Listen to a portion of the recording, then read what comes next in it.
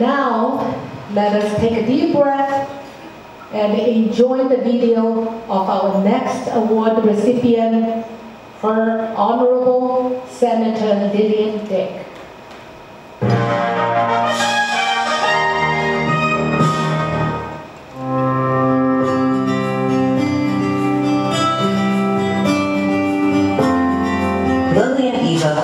Was born in 1945 in North Battleford. Due to health reasons, although she wanted to come, the Honorable Senator Lillian Dick is unable to travel from Saskatchewan to Toronto. She said her acceptance speech. Honour Senator Yuen Pao-Wu will represent Senator Dick to recite her acceptance speech and receive her award. And Mr. Stephen Siu, Chair of CCL Editorial Committee of 15 years and President of Yihong Community Wellness Foundation, will be presenting the award. Now, join me in welcoming the Honourable Senator Yuen Pao-Wu and Mr. Stephen Siu to the stage.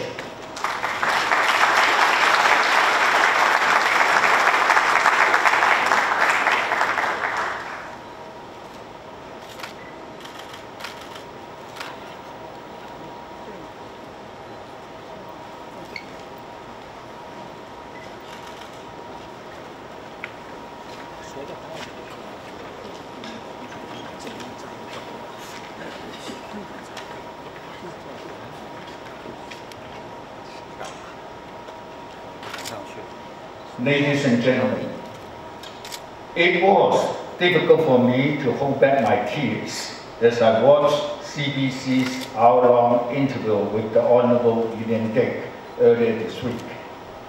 The interview was conducted exactly 1 year ago.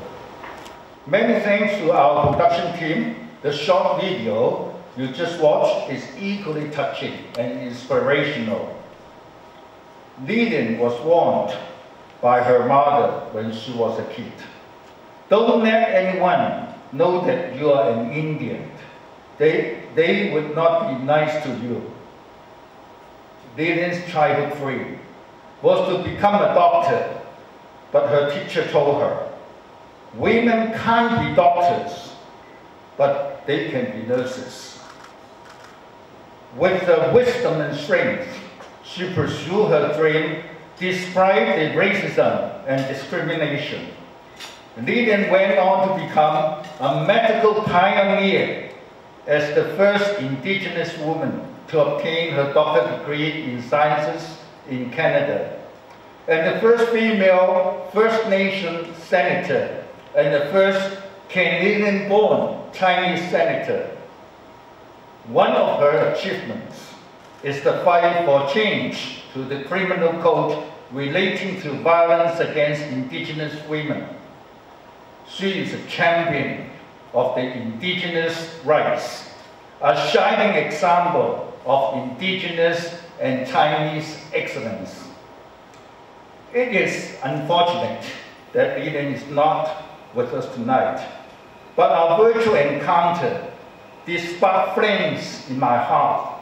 I noticed that, Justin Poy, you just saw Justin. Justin is among us tonight.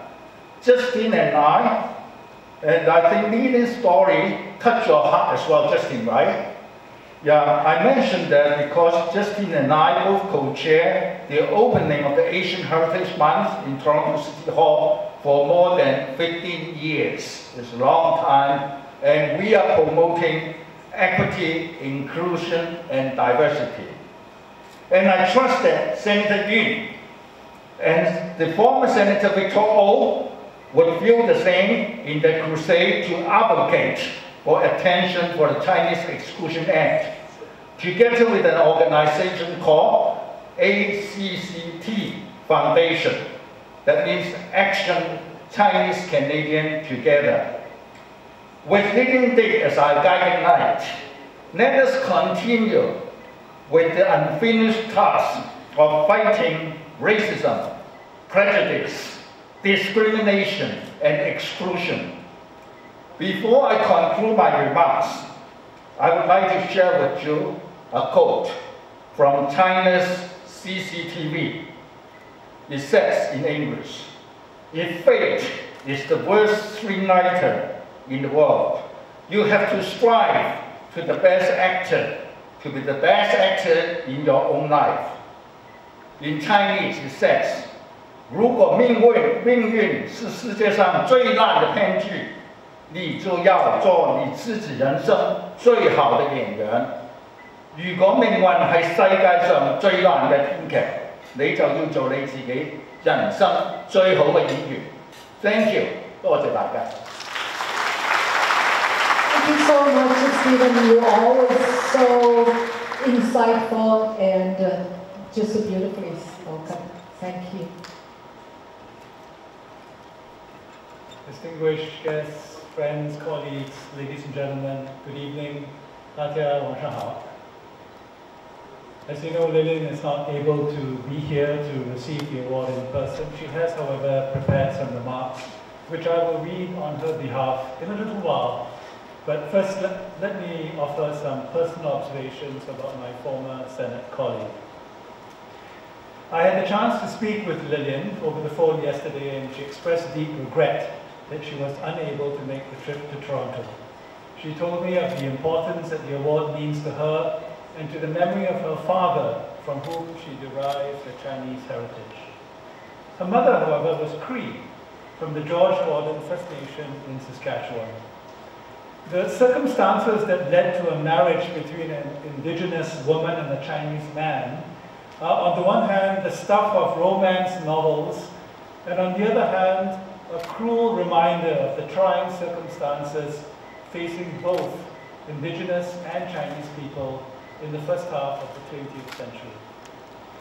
You see, Lillian grew up thinking that she was pure Chinese because her mother, who was a residential school survivor, did not want her daughter to be burdened by the knowledge of being Indigenous and having to face the prejudice that would have come with it. Chinese people, however, were hardly a privileged class in the middle part of the last century. In fact, during the 22 years before Lillian was born in 1945, there was virtually no Chinese immigration to Canada, thanks to the Chinese Exclusion Act of 1953. Even so, Lillian's mother judged that the misery of being Chinese in Canada was better than the misery of being Indigenous. It is a sad commentary on the state of affairs in Canada at that time, but in some ways also an uplifting one about how many Chinese immigrants to Canada found solidarity, succor, friendship, and love from their First Nations brothers and sisters. Lillian eventually learned about her Cree roots and grew to embrace their Indigenous heritage. Among her many accomplishments in the Senate, she is remembered for her role as a long-serving chair of the Senate Standing Committee on Aboriginal Affairs. Lillian also changed Canadian law and its treatment of First Nations peoples, especially Indigenous women.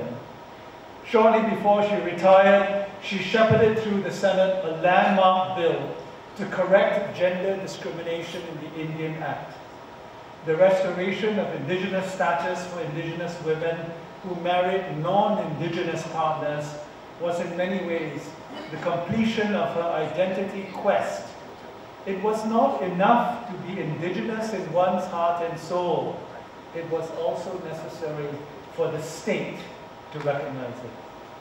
She did all of this without turning her back on her Chinese roots. Some years ago, she made a pilgrimage to Guangdong to see her father's birthplace and to visit the ancestral home. She mused with me that the house would still be in the family if her dad had gone back to China, perhaps with her in tow. Imagine an alternate universe where Lillian Eva Kwan Dick is unleashed on post-revolution China. What a great movie that would be. But the movie we do have, as we've heard already, is Cafe Daughter, which was released recently and which can be viewed on CBC Gem. It is based on the play by Kenneth Williams, which has been performed many times across the country to much acclaim. One of Lillian's dreams, which she shared again with me yesterday, is for the play to be translated into Chinese and performed in China.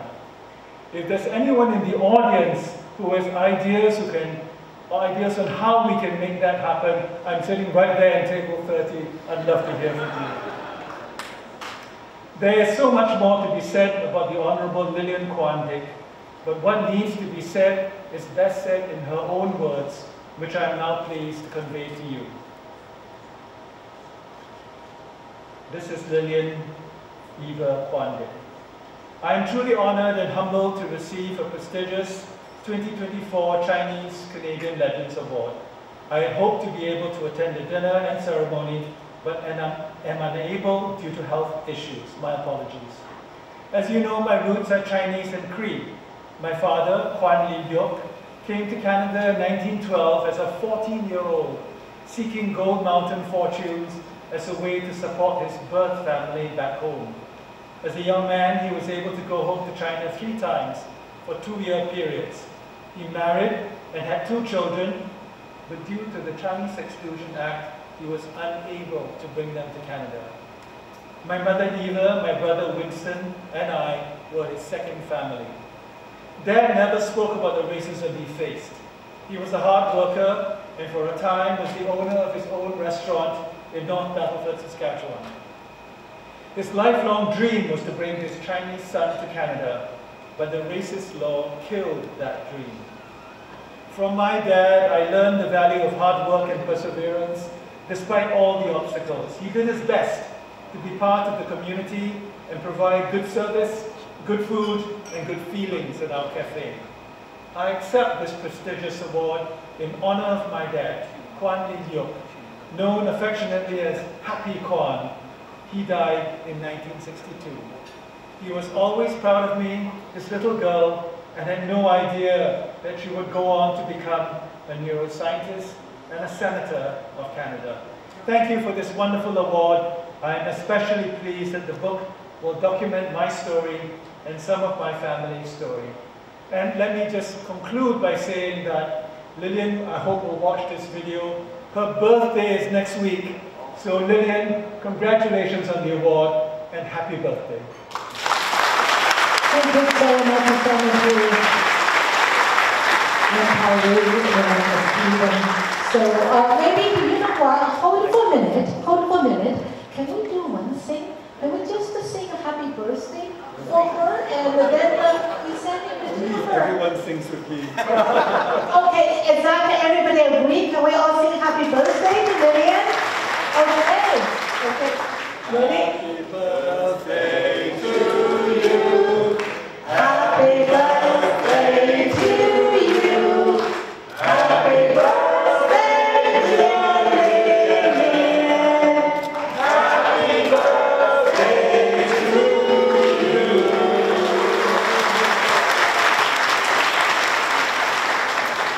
Thank you so much for making this so personal and lovely. And now